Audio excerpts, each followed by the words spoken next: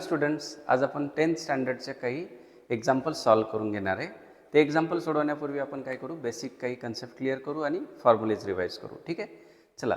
First topic gravitation, 10th standard science part 1. Okay, चला बघा. याच्यामध्ये फर्स्ट कन्सेप्ट आहे circular motion. What is mean by circular motion? The motion of the particle along the circumference of the circle is called as circular motion. Circular motion कसे असते बघा. Circular motion याच्यामध्ये the motion of the particle along the circumference of the circle, याला आपण centre म्हणतो, याला काय म्हणतो, सर्कम्फरन्स. पार्टिकलची सर्कम्फरन्सच्या अलॉंग जी मोशन होते याला म्हणतो सर्क्युलर मोशन. आणि ही मोशन जी परफॉर्म होते त्याच्यासाठी एक फोर्स रिस्पॉन्सिबल असतो. त्या फोर्सचं नाव आहे सेंट्रीपेटल फोर्स. काय सांगा? Centripetal force. What is the centripetal force? The force acting on the particle performing circular motion which is along the radius and directed towards the center of the circle. तुमच्या लेवलला एवढं जरी म्हटलं the force acting on the particle which is directed towards the centre of the circle तरी चालेल. याला म्हणायचं centripetal force. Centripetal force. ठीक आहे. आता या सेंट्रीपेटल फोर्सचा फॉर्म्युला काय असतो? यालाच आपण मॅग्नेट्यूड म्हणतो, mv²/r. अंडरस्टूड?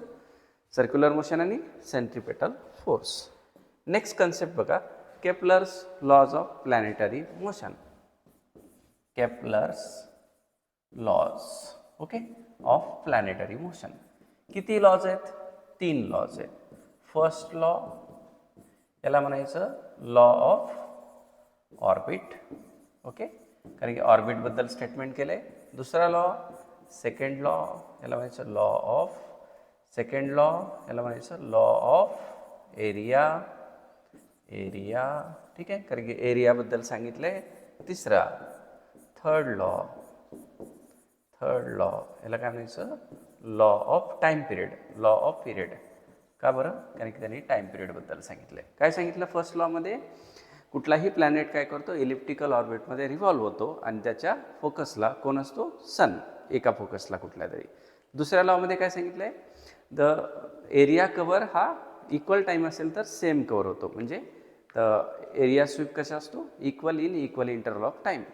तिसऱ्या लॉमध्ये काय सांगितलं? Square of the time period of revolution of the planet around the sun is directly proportional to cube of the semi major axis, किंवा जे मीन डिस्टन्स असतं त्याच्या क्यूबशी डायरेक्टली प्रोपोर्शनल असतो.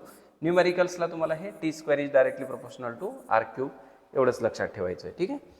पुढे बघा, नेक्स्ट कन्सेप्ट आहे न्यूटन्स लॉ ऑफ ग्रॅव्हिटेशनल किंवा universal law of gravitation. Newton's law of gravitation. Gravitation, okay. What is Newton's law of gravitation?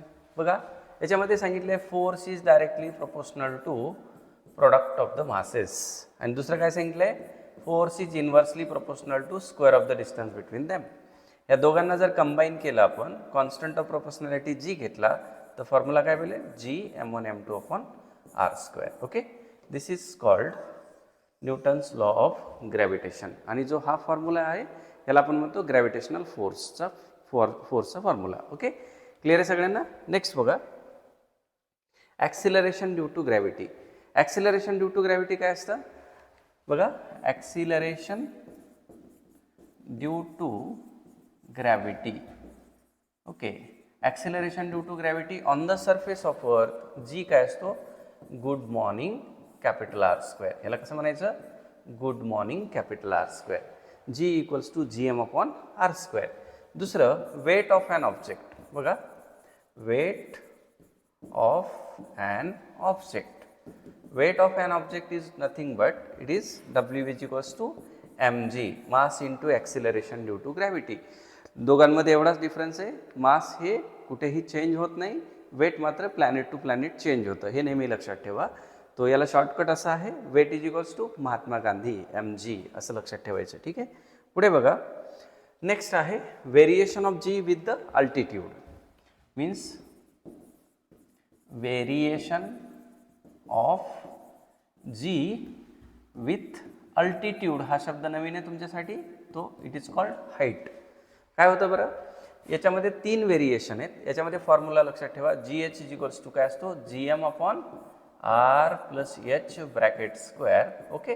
आणि सरफेससाठी काय होता, ऑन द सरफेससाठी होता G is equals to G M upon capital R square. या दोघांचा जर रेशो घेतला आपण G H upon G is equals to G एमला जी एम काय होईल कॅन्सल. तो इक्वेशन कसं बनेल आपलं, इथे हा न्यूमरेटर तो R upon R plus H inverse proportion आहे जी एचला आर प्लस एच ब्रॅकेटचा स्क्वेअर. हा डिवाइडचा जी इकडे मल्टिप्लायला जाऊ शकतो. तो G H is equals to G in bracket R upon R plus H whole bracket square.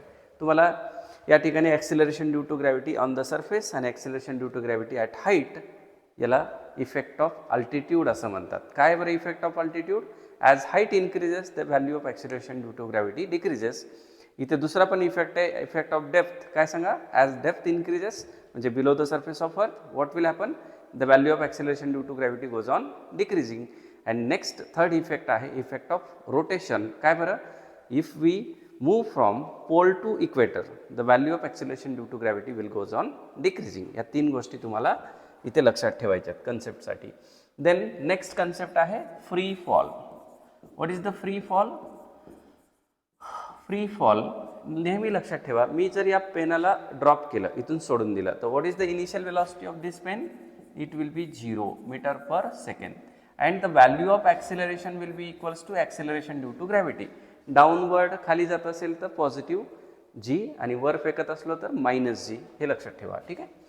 पुढे बघा, आता इक्वेशन्स ऑफ मोशन तुम्हाला हे राईट करायचे आहेत. What is the equation of motion? पहिलं इक्वेशन काय असतं, v equals to u plus a t. Okay. दुसरा इक्वेशन ऑफ मोशन काय सांगा, s is equals to u t plus half a t square. ठीक आहे. तिसरं इक्वेशन ऑफ मोशन आहे v square is equals to u square plus 2as.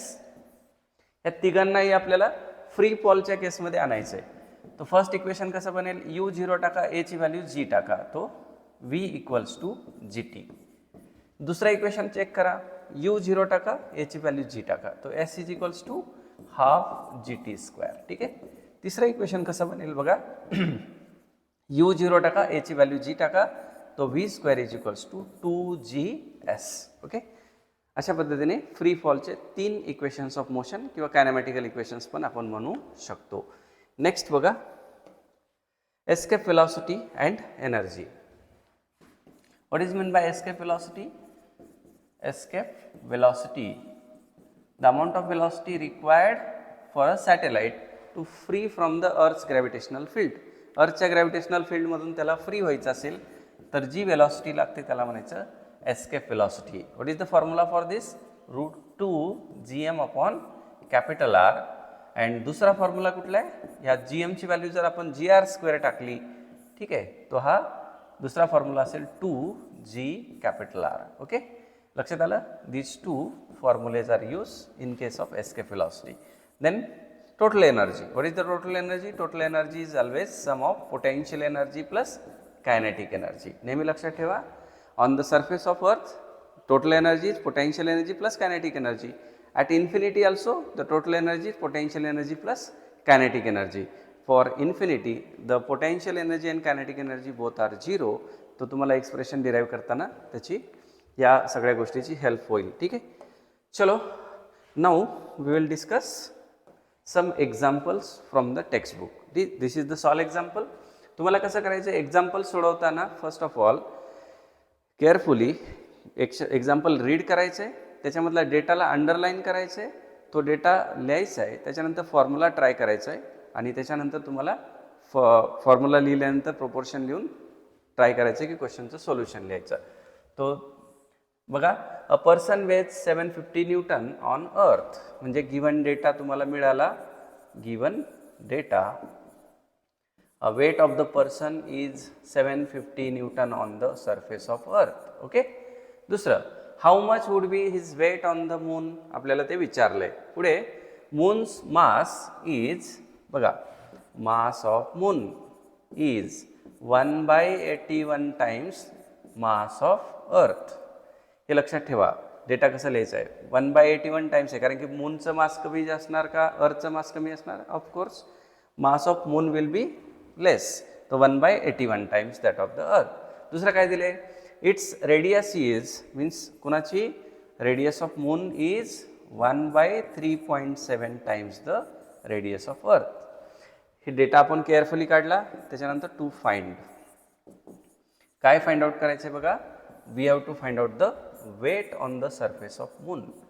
Okay, आता तुम्हाला formula याच्यासाठी आठवला पाहिजे. What is the formula? Formula is weight is equals to mg, Mahatma Gandhi.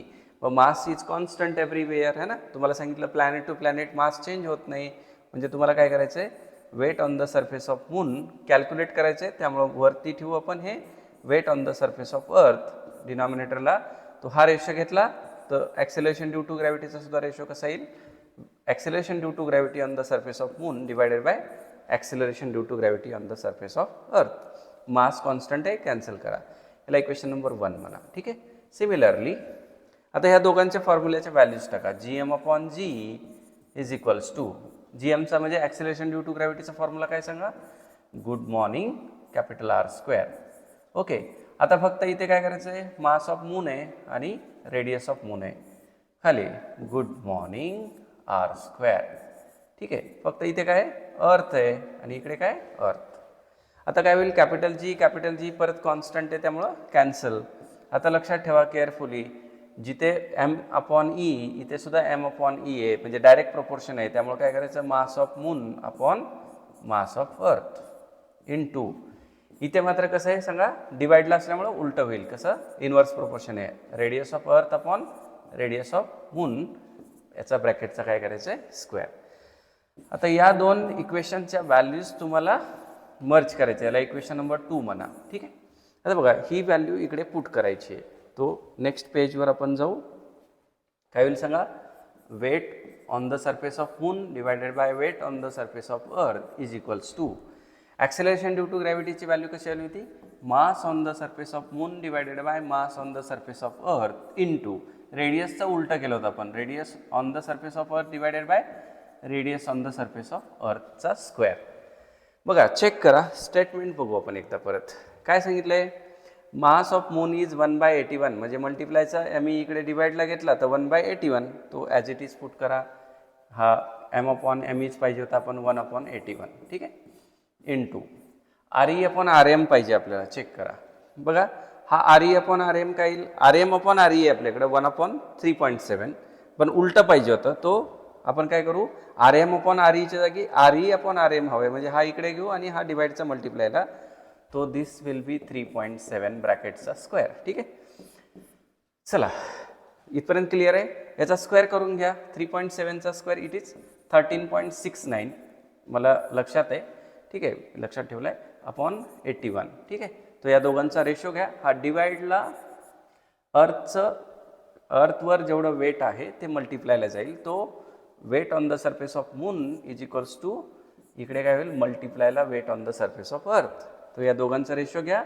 And WE ची व्हॅल्यू आहे 750. Put the value, you will get the answer. बघा, we will use the calculator. Check करा कसं करणार.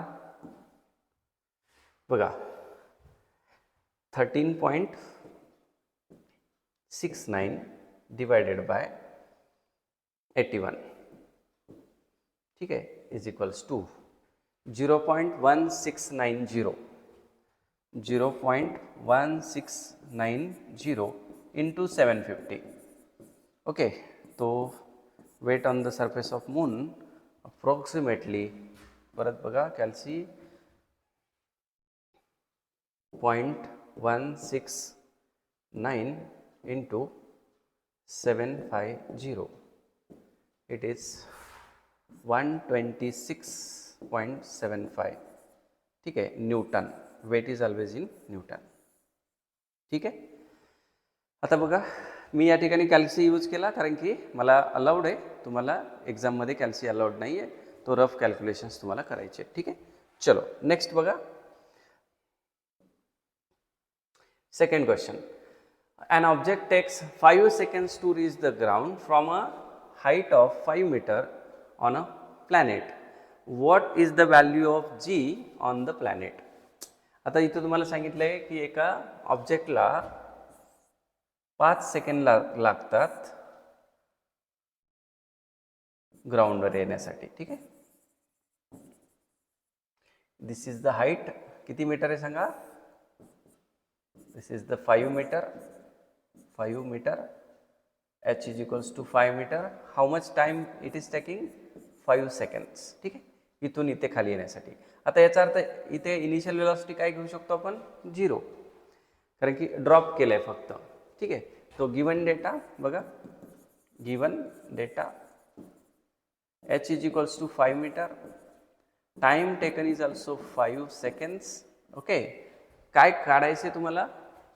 Value of g, initial velocity you can say 0 meter per second, and to find you have to find out the value of g on that planet.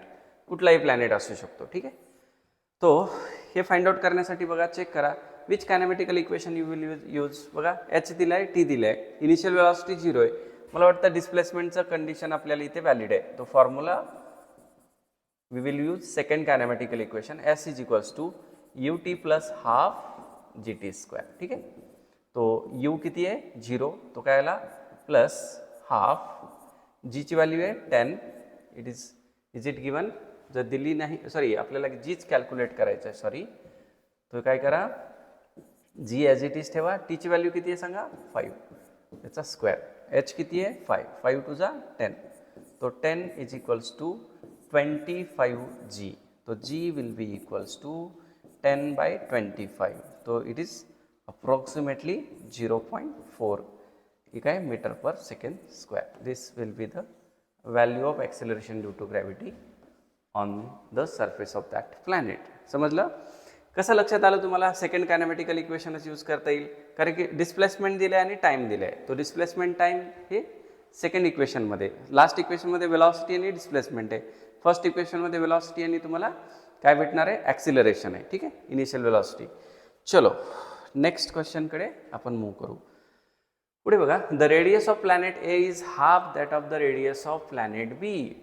लक्षात ठेवा, रेडियसचं relation दिले, ए ची radius किती? बीच्या कम्पॅरिझनमध्ये half. तो असं लिहायचं आहे, given data radius of planet A is half that of the radius of planet B. दुसरं, mass of planet A is ma, what must be the mass of the planet B. तुम्हाला mass of planet B विचारलंय. पुढे काय सांगितलंय? Value of G on the B. लक्षात ठेवा, जी ची value बी वर दिली आहे पहिला, इज हाफ. किती आहे सुरुवातीला? हाफ. ओके, तो आपण असं म्हणू, acceleration due to gravity on the planet B is half that of the acceleration due to gravity on the planet A. आपल्याला काय करायचं आहे? To find or to calculate, काय फाइंड आउट करायचे? Mass of the planet B we have to calculate in terms of the mass of the planet A. Okay, पुढे बघा, आता तुम्हाला याच्यामधून काय लक्षात येते? ॲक्सिलरेशन ड्यू टू ग्रॅव्हिटी दिलेली आहे, आर आणि एमचं रिलेशन दिले. तो फॉर्म्युला ऑफकोर्स तुम्हाला इनडायरेक्टली ॲक्सिलरेशन ड्यू टू ग्रॅव्हिटीचा लागणार आहे. तो capital G capital M upon R square. आठवतं याला? गुड मॉर्निंग आर स्क्वेअर म्हटलं होतं आपण. आता जो कॉन्स्टंट आहे तो नेहमी कॅन्सल होतो, लक्षात ठेवा. रेशो घेताना कुणाचा रेशो घ्यायचा आपल्याला? B upon A. तो acceleration due to gravity on the planet B divided by acceleration due to gravity on the planet A. हे याला डायरेक्टली प्रोपोर्शनल आहे. समोरासमोर म्हणजे डायरेक्ट, खाली आणि वर म्हणजे इनवर्स. तो ती काय करणार? बी अपॉन ए. समजते? बी अपॉन ए, बी अपॉन ए असं डायरेक्ट असेल तर, म्हणजे न्यूमरेटर असेल तर डायरेक्ट प्रोपोर्शन असतं. हा डिनॉमिनेटरला, हा न्यूमरेटरला. याचा अर्थ काय करायचं? ए अपॉन बी, म्हणजे आर ए अपॉन आर बी, ब्रॅकेटचा काय करायचा? स्क्वेअर. चेक करा, हा तुम्हाला काय पाहिजे पहिलं? M B upon M A. तो M B upon M A दिलाय का? नाही दिला, कारण की आपल्याला कॅल्क्युलेट करायचं आहे. जी बी अपॉन जी ए दिलाय का? हा मल्टिप्लायचा जी ए डिवाइडला. तो तुम्हाला इकडे जी बी अपॉन जी एची व्हॅल्यू भेटेल 1/2. कसं बघा? जी ए मल्टिप्लायचा डिवाइडला, G B upon G A 1/2. M B upon M A as it is. Okay, पुढे R A upon R B काय होईल सांगा? हा आर बी मल्टिप्लायचा डिवाइडला गेला, तो R A upon R B will be 1/2 ब्रॅकेटचा स्क्वेअर. चला पुढे बघा, इथे काय करायचं तुम्हाला? हा रेशो ॲज इट इज ठेवायचा. 1चा स्क्वेअर 1, 2चा स्क्वेअर 4, तो डिवाइडचा 4 इकडे मल्टिप्लायला. तो M B upon M A is equals to 4/2. हा 2 ॲज इट इज. ठीक आहे, तो इथे रेशो काय येईल सांगा, इट इज 2 2 2 1 जा 2 2 2 जा 4. तो MB is equals to 2 times the MI. Check करा, दिस इज द आन्सर. ठीक आहे, लक्षात आलं? Very simple. काय केलं आपण स्टेप सांगा, underline the data, try to identify the formula, put the values, proportion करा, तयार करा, put the values, you will get the answer. Next बघा question number 4. The mass and the weight of an object on the earth are 5 kg and 49 Newton respectively. तो given data बघा, given data महत्वाचं काय, मास on the surface of earth is 5 kg and its weight on the surface of earth it is 49 Newton. Okay, हे दिले. What will be their values on the moon, आपल्याला माहिती आहे त्यांच्या values मूनवर काढायचे आहेत. अजून the acceleration due to gravity on the moon is 1/6 that of acceleration due to gravity on the surface of earth. Okay, तो मूनची acceleration due to gravity किती, 1/6 times the acceleration due to gravity on the surface of earth. काय find out करायचे, to find, simple. काय find out करायचे तुम्हाला, mass on the moon, actually it is same, आणि weight on the moon. एका क्वेश्चनचा answer, the mass of an object never change planet to planet, that's why mass of an object will be same. किती असेल सांगा, mass on the moon will be 5 kg itself. okay, but for weight काय होईल सांगा, परत formula weight साठी, weight is equals to mg. Okay, तो ratio कसा घेणार, weight on the surface of moon upon weight on the surface of earth is equals to acceleration due to gravity on the moon divided by acceleration due to gravity on the earth. But actually याचा relation आपल्याला already दिलेलं आहे. तो what is the relation, it is 1/6. Okay, हा मल्टिप्लायचा डिवाइडला इकडे गेला तर बघा, GM अपॉन GE काय भेटेल, 1/6. तो weight on the surface of moon will be 1/6 times the weight on the surface of earth. Weight on the surface of अर्थची value किती दिली आपल्याला, 49. तो 1/6 टाइम्स द 49. ओके, तो 6 ने डिवाइड करा, it will B 8.17 Newton. This is question number 4. ठीक आहे, क्लिअर आहे सगळ्यांना? हा लक्षात ठेवा, मागच्या क्वेश्चनमध्ये याच्यामध्ये काय डिफरन्स आहे, इथे ॲक्च्युली जीची व्हॅल्यू पुट करायची आवश्यकता पडली नाही, directly ratio of the g is given, आपल्याला त्याच्यामुळे डायरेक्ट आन्सर मिळालं. नेक्स्ट बघा, an object thrown vertically upward reaches a height of 500 meter. given data. तो h is equals to how much, 500 meter. ठीक है, what was its initial velocity and how long will the object take to come back to the earth, and g is given 10 meter per second square. okay, to find आहे आपल्याला initial velocity of an object and total time taken by an object to reach the ground. Okay, चलो बघा काय झालंय condition. पहिला, surface पासून आपण एका ऑब्जेक्टला काय केले, we have thrown vertically upward with the initial velocity u. तो इथे आल्यानंतर काय करेल, it will turn round and finally reaches the ground with the same initial velocity, अशी कंडिशन होते. आता इथे फायनली इथे आल्यानंतर काय होईल, final velocity will be 0.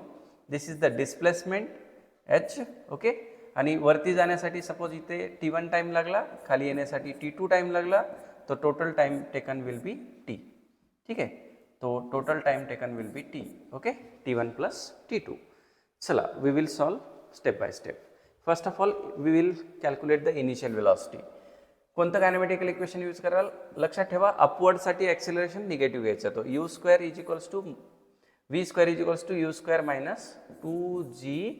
h म्हणजे डिस्प्लेसमेंट. तो final velocity 0 is equals to initial velocity तुम्हाला कॅल्क्युलेट करायची आहे, तो u² मायनस 2 इंटू जी किती 10 इंटू h किती आहे 500. ओके, तो u² इज इक्वल्स टू मायनसच्या इकडे प्लस, तो 10 into 5 into 500, sorry 2 into 500, it is 1000. 1000 into 10, it is 10,000. तो u² विल बी 10,000. ओके, तो 10,000 म्हणजे 4 झिरोज आहे तर त्याचा स्क्वेअर रूट काय भेटेल 2 झिरोज म्हणजे 100 metre per second will be the initial velocity. Okay, लक्षात ठेवा. आता टाइम कसा काढणार तुम्ही?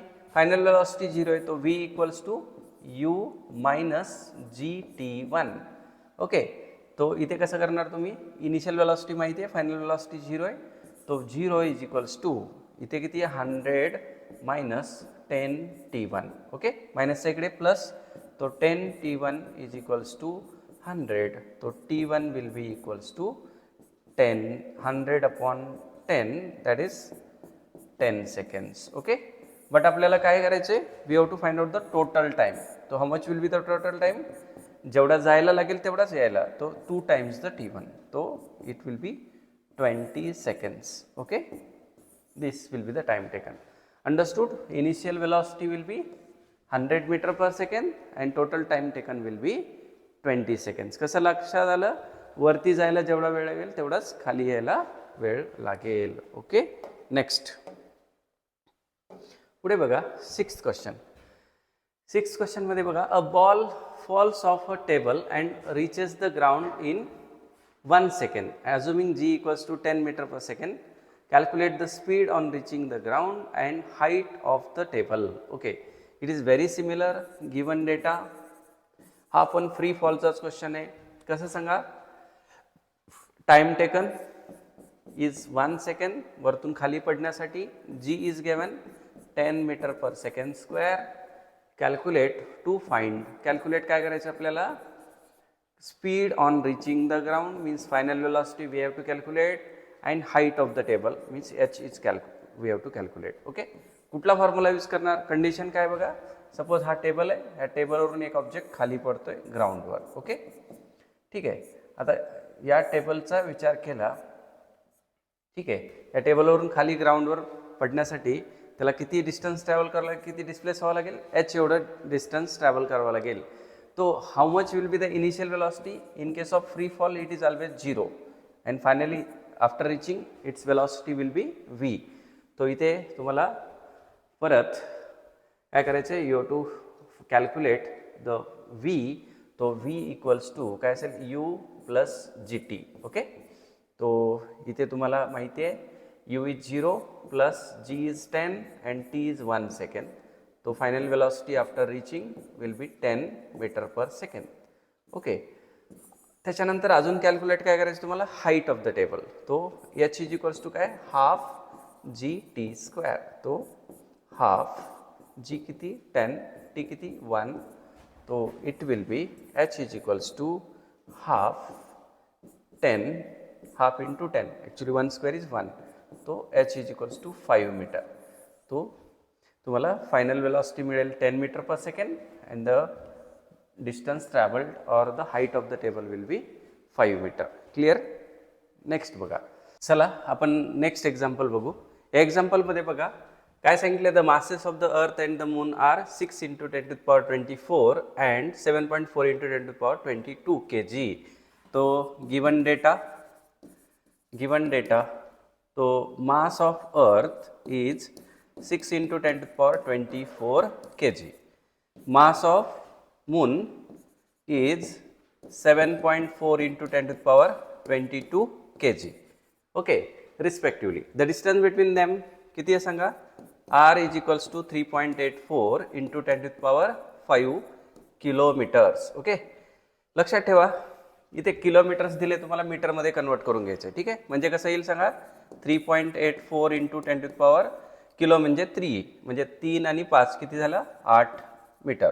3.84 × 10⁸ मीटर. ओके, हा झाला डेटा. आता बघा काय कॅल्क्युलेट करायचं आपल्याला? We have to calculate the gravitational force of attraction between them. Capital G ची व्हॅल्यू पण दिलेली आहे आपल्याला. तो what is the formula? Formula is capital F is equals to G ME × MM upon small r चा square. याच्यामध्ये values put करा. 6.7 × 10⁻11 × 6 × 10⁻24 × 7.4 × 10⁻22 divided by 3.84 × 10⁸ ब्रॅकेटचा स्क्वेअर. अंडरस्टूड? चला रिमेनिंग कॅल्क्युलेशन आपण नेक्स्ट पेजवर करू. पुढे बघा, या पेजवर आपल्याला gravitational force of attraction find out करायचं आहे. फर्स्ट ऑफ ऑल काय करू आपण, व्हॅल्यूज सगळ्या लिहू. काय होती बरं, चेक करा व्हॅल्यूज कोणत्या कोणत्या, 6.7, 6 आणि 7.4. Okay, 6.7, 6 and 7.4. ओके, आता यांच्या पॉवर्स बघा काय होत्या बरं. पॉवर्स यांच्या एकाची पॉवर होती, चेक करा, -11, 24 आणि 22. चेक करा, -11, 24 आणि 22. ओके, या पॉवर्स आपण वेगळ्या लिहून घेतल्या आणि न्यूमेरिकल व्हॅल्यूज वेगळ्या लिहून घेतल्या.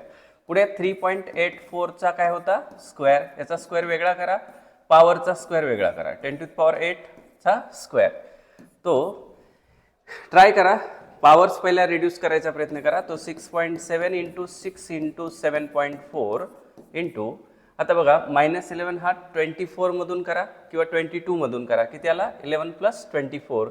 इट इज 24 + 11 डिवायडेड बाय 3.84 चा स्क्वेअर इंटू, आता 10⁸ ची पॉवर 2 आहे, मग काय करायचं, 2 8 जा 16 किंवा 8 2 जा 16, 10⁻16. ओके, चला तो काय येईल सांगा. आता याचा व्हॅल्यूज कॅल्क्युलेट करून घेऊ आपण. We will use the calculator. Actually तुम्हाला अलाउड नाही, बट आपण इथे फास्ट होण्यासाठी ट्राय करतोय. 6.7 इंटू 6 इंटू 7.4, 7.4 ॲक्च्युली 7.4. ओके, तो किती आला सांगा, 297.48. ओके, डिवायडेड बाय काय करायचं आपल्याला, स्क्वेअर करायचं आहे. कसं करणार स्क्वेअर बघा, 3.84 चा स्क्वेअर, 3.84 इंटू 3.84, त्याचा स्क्वेअर आला 14.74, 14.74. ओके, इंटू पॉवर चेक करा, 11 + 24 इट इज 35. तो 10⁻35 - 16. ओके, तो फायनल आन्सर बघा. याला आपण परत कॅल्क्युलेटरवर रिड्यूस करू. काय सांगा, 297.48 डिवायडेड बाय 14.74. ओके, चेक करा, अप्रॉक्सिमेटली 20.18 किंवा 20.16. जर इथे 5 घेतलं तर 16 येईल आणि जर तुम्ही इथे 4 घेतलं तर 18. म्हणजे काय आली पॉवर बघा, 20.18 इंटू 10⁻, हा 35 - 16 इट इज 19. ओके, तो याला एक डेसिमल प्लेसपर्यंत ठेवू आपण. तर 2 into 10⁻20 will be the gravitational force of attraction between earth and moon. Understood. चला चेक करा आन्सर बघा, 2 इंटू 10⁻20 न्यूटन. समजलं. याच टाईपचा एक सिमिलर क्वेश्चन आपल्याला पुढे सॉल्व्ह करायचा आहे. इथे काय केलं आपण, gravitational force of attraction between moon and अर्थ काढला. आपल्याला काय केलं, सन. आता इथे चेक करा कोण कोण तुम्हाला, earth and sun is given to you. तुम्हाला ग्रॅव्हिटेशनल फोर्स ऑफ अट्रॅक्शन दिलाय आणि मास ऑफ सन तुम्हाला कॅल्क्युलेट करायला सांगितलेलं आहे. ठीक आहे, तो गिवन डेटा परत एकदा बघा. गिवन डेटा काय बरं, मास ऑफ अर्थ is 6 into 10⁻24 kg. Okay, then the distance between the moon and the earth, sorry, sun and the earth is 1.5 into 10⁻11 meter. दुसरा काय दिलेलं तुम्हाला, gravitational force of attraction between them, sorry, F is equals to 3.5 into 10⁻22. Actually it is in newton. हा 22 power आहे. Next, mass of the sun you have to calculate. Capital G is also given 6.7 into 10⁻11 newton राहिला इथे, newton metre square per kg square. ठीक आहे, पुढे बघा काय find out करायचं आपल्याला, we have to find out the mass of the sun. Okay, find the mass of the sun. What is the mass of the sun. Okay, same तुम्हाला Newton's law of gravitation use करायचं आहे. Force is equals to काय, G mass of first object earth, mass of second object sun, divided by दोघांमधल्या डिस्टन्सचा square. Rearrange करून घ्या. Mass of the sun calculate करायचे, तो FR² divided by G into ME. Okay, आता याच्यामध्ये फक्त आपल्याला व्हॅल्यूज सबस्टिट्यूट करायच्यात. व्हॅल्यूज सबस्टिट्यूट केल्या की you will get the answer. बघा चेक करा कसं येणार बरं. Gravitational force of attraction between them is 3.5 into 10⁻22 into distance चा square is how much 1.5 into 10 to the power 11 चा square divided by g ची व्हॅल्यू किती आपली 6.7 into 10 to the power minus 11 into mass of earth किती आहे 6 into 10 to the power 24. Okay, चला या सगळ्या व्हॅल्यूज आपण काय करायच्यात पुट करायच्यात. आपण काय करू, we will calculate this on the next page. Check करा व्हॅल्यूज कोणत्या कोणत्या आहेत आपल्या 3.5 1.5 चा स्क्वेअर त्यांच्या पॉवर्स. ठीक आहे, आपण इथेच ट्राय करू. 3.5 इंटू 1.5 चा स्क्वेअर इट इज 2.25. ठीक आहे, इंटू पॉवर किती आली हा 22 हा 22 it is 44 divided by 6 into 6.67 तो काय 6 7 जा 42 कॅरी 4 6 6 जा 36 plus 4 40.2 into 10 to the power हा -11 24 मधून काय करायचं आपल्याला सबस्ट्रॅक्ट करायचं आहे. तो इट विल बी 13. ठीक आहे, +13. हा +13 वरतून काय करू आपण मायनस करून घेऊ. तो व्हॅल्यू चेक करा एकदा. नेक्स्ट पेजवर जा. बघा वरती काय होतं 3.5 into 10 to the power 3.5 into 2.25 into 10 to the power किती होतं 44. ओके, हा +13 वरती गेल्यावर काय झाला मायनस. खाली काय होता डिनॉमिनेटरमध्ये 40.2. चला वी विल कॅल्क्युलेट. न्यूमरेटरमधली व्हॅल्यू आपण कॅल्क्युलेट करू. काय बघा 3.5 इंटू तुम्हाला हे रफ वर्क करावं लागेल 2.25 which will be equals to 7.875 divided by 40.2. Power किती आली it is 44 - 13 it is 31. Okay, चला परत एकदा याचा डिव्हिजन घेऊ आपण. काय बरं डिव्हिजनमध्ये 7.875 डिवायडेड बाय 40.2. ओके, तो this will be 0.1956 okay into 10 to the power 31. Okay, आता याला एक डेसिमल प्लेसपर्यंत आणायचं आपल्याला अप्रॉक्सिमेट करायचं आहे. तो कसा येईल सांगा. एकने डेसिमल पॉईंट पुढे शिफ्ट करू तो 1.9 हा 6 रिमूव्ह करू हा 6 येईल into 10 to the power 30 and this will be in kilogram because this is the mass of the sun. Understood. Very simple. बघा तुम्हाला दोन्ही लास्ट जे क्वेश्चन्स होते हे कशावर होते gravitational force of attraction between the दोन वेगळ्या वेगळ्या कंडिशन्समध्ये. एकदा काय केलं तुम्हाला मून आणि अर्थ मधलं विचारलं, अर्थ आणि सन मधलं ग्रॅव्हिटेशनल फोर्स ऑफ अट्रॅक्शनचा फॉर्म्युला तुम्हाला यूज करायचा होता. ठीक आहे, तुम्हाला जर हे व्हिडिओ आवडले असतील तर लाईक शेअर आणि सबस्क्राईब करायला विसरू नका. थँक्यू. असंच नेक्स्ट लेक्चर्स तुम्हाला हवे असतील तर कमेंट्समध्ये नेक्स्ट टॉपिक किंवा टॉपिकचं नाव टाका. थँक्यू.